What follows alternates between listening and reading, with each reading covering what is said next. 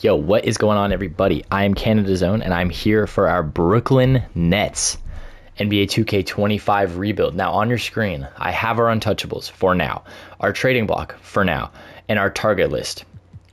I want Brandon Ingram and Anthony Black. Jonathan Kuminga is a bit more of an expendable one because he's a restricted. Anthony Black is going to be underused in Orlando for the next couple years. I would actually be surprised if he finishes his rookie contract in a Magic jersey. Brandon Ingram, most unwanted 22-ish point per game scorer in basketball right now. And I think that we can actually pull off a trade for him. So I need Cam Johnson. I need Dorian Finney-Smith because that'll give them some wing depth to replace BI. And then we go to talk to the Pelicans and we want Brandon Ingram.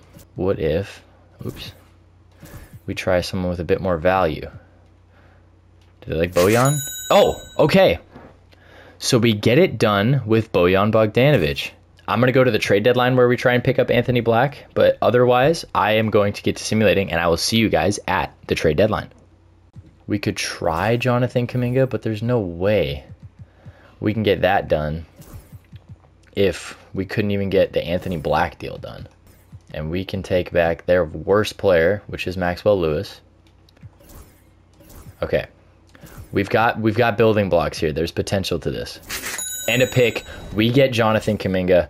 I still want to tank with this team, but that is a huge trade to add to our core of Brandon Ingram, Cam Thomas, and now that vaults us into seriously, this is a good young team now. Aside from Brandon Ingram, obviously, who's 27, I believe.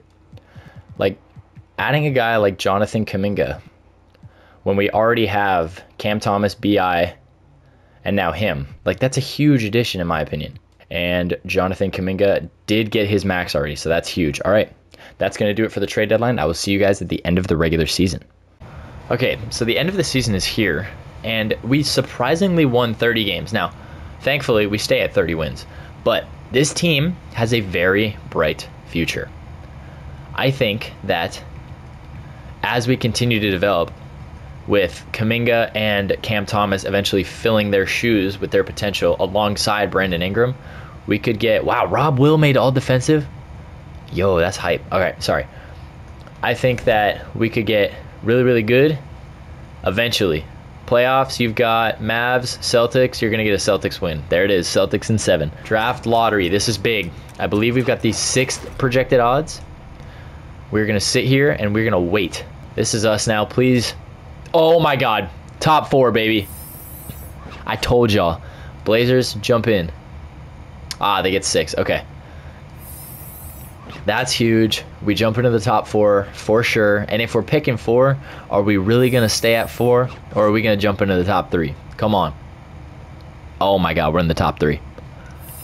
Give me top 2. I want Nolan Traore. All right, you know what? I'll take 3rd. Let's see who goes. It's going to be Traore. Oh, it was Ace Bailey. All right. We're taking Dylan Harper.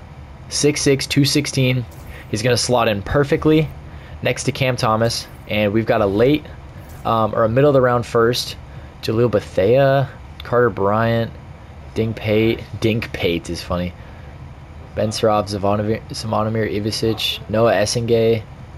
I think we'll take Noah, as well as this guy who we're not going to sign. All right. Very good draft class, in my opinion. Tariq Whitehead, we're definitely going to accept that. We've got QOs to Jalen Martin. He can go. Zaire Williams can go. We're going to keep Cam Thomas and Daron Sharp, of course. Now, this could be an expensive offseason, I believe, because we've got Cam Thomas and Brandon Ingram to re-sign. Zaire Williams can go. Perfect. Let's see the offers. Cam Thomas has buns offers. Daron Sharp is not getting any offers. There we go. So we're going to get both of those guys. And I guess Trent Wofford's gone. So we get BI's up to an 87, Cam Thomas to an 87, Jonathan Kuminga to an 85, Clax to an 83. I will set up our rotation, and I'll see you guys at the trade deadline when we try and make some moves. Rotation is set. Dylan Harper's getting 30. We've got our big 3 getting 36 apiece. Clax is getting 30. Daron Sharp's getting 24. Tariq Whitehead's getting 20. Noah Essengay's playing 16. And Shake Milton, I'm going to look to try and find a better backup point guard. You guys won't see that, though. He's getting 12 for now. Off the bench, In the reserves is Muhammad Gay, Gary Harris, Isan Amansa, who's going to go to the G League, Maxwell Lewis, and Ty Jerome. We're going to get after it, and I will see you guys at the end of the regular season. A shocking turn of events. We just won 64 games in our second season. And I genuinely don't understand how, but Jordy Fernandez and Calvin Hart, that's us, get Executive and Coach of the Year. We might even... Nah, they're hating. I thought we might get somebody on... Okay, we got Clax on all defensive second team. Dylan Harper, second in Rookie of the Year voting. Averaged 14, 5, and 7 as a rook. Damn, Coop averaged 22. That's crazy. We took the 1 seed in the Eastern Conference. I can give you guys a look at the player stats. Like, this team is good. We have a big 3. Cam Thomas averaged 25. Jonathan Kuminga gave us 22. And B.I. gave us 22 on elite efficiency of all 3 ways. Dylan Harper gave us 14 and 7. 11 and 10 with 2 blocks a night from Clax. We get the Bulls, who are an objectively bad team. Trendon Watford is now a Chicago Bull. Their best player is Chris Middleton or Kobe White, depending on how you look at it. We should dismantle them. Game number 1, we lose, though. And we lose game 2. Okay. Maybe we shouldn't dismantle them, I guess. But I thought that, you know, because we're the better team, that we'd win. But evidently not. Screw it, we're going to go 33 and 31 there. We got to win game number 3.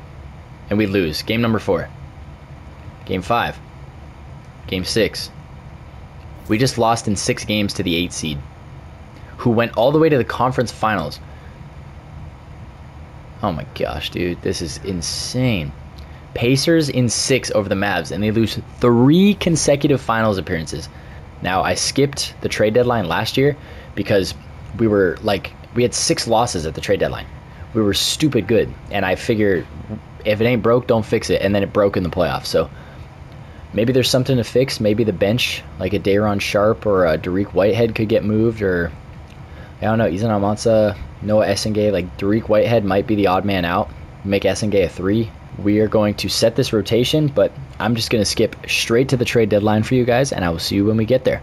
This is the deal I was looking for. We just flipped Day'Ron Sharpe and 2 firsts for a Men Thompson and a first, and now we're using a first to go pick up Jaren Jackson Jr. and Jalen Smith, who we might also get to reroute. Oh my god, the game froze. They want more picks and they'll give us this Bulls pick. Rock on, bro. So now we're going to get simulating for real, and if needed, I'll see you guys at the trade deadline. Otherwise, I'll see you all at the end of the regular season. The slightest bit of regression this year, possibly. We lose 1 extra game. No Rookie of the Year, we didn't have anybody. No 6-man, no Depoy, no Most Improved. Zach Edey? Oh, damn, he did improve. And to get Clutch Player of the Year again. We get Coach of the Year and Executive of the Year again. No All-NBA appearances for the 3rd consecutive season. We don't even get Jaren Jackson Jr. on the defensive teams either. This is absurd. So we again take the 1 seed. This time playing the Hawks. Season stats for the guys: 20 from BI, 19.5 from Cam, 17 from Kuminga, 15 from Harper, 12 from Jackson. So we get the Hawks. Let's try and advance through a playoff series this time. They don't even have Trae Young anymore. This series should be a sweep. Game 1 is ours. Game 2 is ours. Game 3 is ours. Game 4 is ours. Excellent. We get our kryptonite in the second round, unfortunately. Did we give them a Men Thompson? For who is the question? I don't remember. But that's their team. Game number 1 is ours. Game number 2 is ours. Game number 3 goes to us. Game number 4. Ah, man. Game 5. To the conference finals we go. We get Cleveland, who has Darius Garland, Donovan Mitchell, Jalen Tyson, Evan Mobley, and Jared Allen. So this is the same team, minus Isaac Okoro, it looks like. Game 1 is ours. Game 2 is ours. Game 3 is ours. And we get through the Eastern Conference with a record of 12-1. We get, my guess is going to be, holy shit, 2K is completely frozen.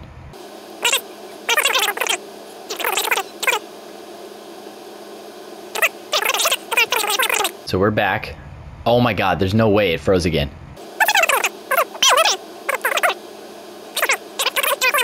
hopefully the freaking game doesn't freeze again. We get the Mavs, and the game froze. All right. It looks as though after resetting the app, it's not frozen anymore. I went to player stats, damn it. Playoff stats. In the first round, we were led by Brandon Ingram, then Jonathan Kuminga, then Cam Thomas. In the second round, it was B.I. again, and in the third round, it was B.I. But somehow, Dylan Harper got Conference Finals MVP, averaging 16, 7, and 9, when B.I. was giving him 26 on 58, 45. Oh, 60 splits. Brandon, what the hell is that all about? But we get Dallas. That's Luka. That's Isaiah Joe, Karis LeVert, Nikola Jovic, and Derek Lively for some reason. Game number 1 is ours. Game number 2 is ours. Game number 3 goes to us. And game number 4 to sweep the NBA Finals and make the Dallas Mavericks lose their 4th consecutive NBA Finals series. Now, it's a oh, we completely ran away with it. Oh my God, we win by, oh my good Lord. And we crush them. We sweep Cam Thomas, the homegrown kid. Oh my God, he averaged 32 in the finals. That is insane. 32, 4, and 5 on 65, 63, 96 splits. The kid is a stud, and we complete yet another rebuild. So that is going to do it for today's video. I want to thank you guys so much for watching, and I will see you all in the next one. Peace.